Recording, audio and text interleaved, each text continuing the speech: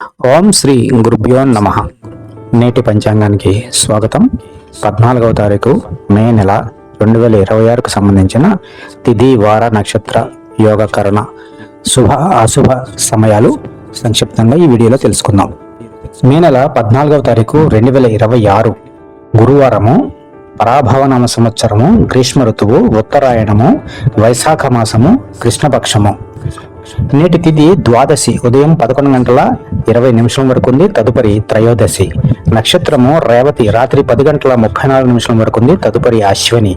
యోగము ప్రీతి సాయంత్రము 5:53 వరకు ఉంది. తర్వాత ఆయుష్మాన్. కరణము తైతుల ఉదయం 11:20 వరకు ఉంది. తదుపరి గరజ రాత్రి 10 గంటల వరకు.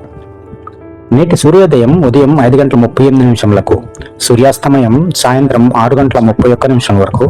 చంద్రోదయం తెల్లవారుజామున 3:52 అంటే మే నెల 15వ తారీఖున. చంద్రాస్తమయం మధ్యాహ్నం 3:58 14వ తారీఖు మే నెల 2026 శుభ అశుభ సమయాలు. బ్రహ్మ ముహూర్తం ఉదయం 4:07 నుండి 4:53 వరకు. అభిజిత్ ముహూర్తం 11:40 నుండి 12:31 వరకు. అమృతకాలం 8:20 నుండి 9:49 వరకు రాత్రిపూట. విజయ ముహూర్తం మధ్యాహ్నం 2:14 నుండి మధ్యాహ్నం 3:05 వరకు ఉంది.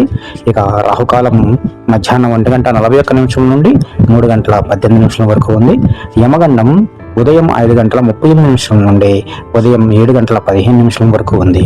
గుళికా కాలము ఉదయం 8:51 నుండి ఉదయం 10:28 వరకు ఉంది. దుర్ముహూర్తం ఉదయం 10 గంటల నుండి 10:49 వరకు మరియు మధ్యాహ్నం 3:05 నుండి 3:56 వరకు ఉంది. ఈ రోజు వర్జ్యం ఉదయం 11:29 నుండి మధ్యాహ్నం 1 గంట వరకు ఉంది. ఈరోజు చంద్రుడు మీనరాశిలో ఉన్నారు. రాత్రి 10:34 వరకు. తర్వాత మేషరాశిలోకి వెళ్తాడు. ఈరోజు చంద్రబలము వృషభము, మిథునము, కన్య, తుల, ధనస్సు, కుంభరాశుల వారికి శుభప్రదంగా ఉంది.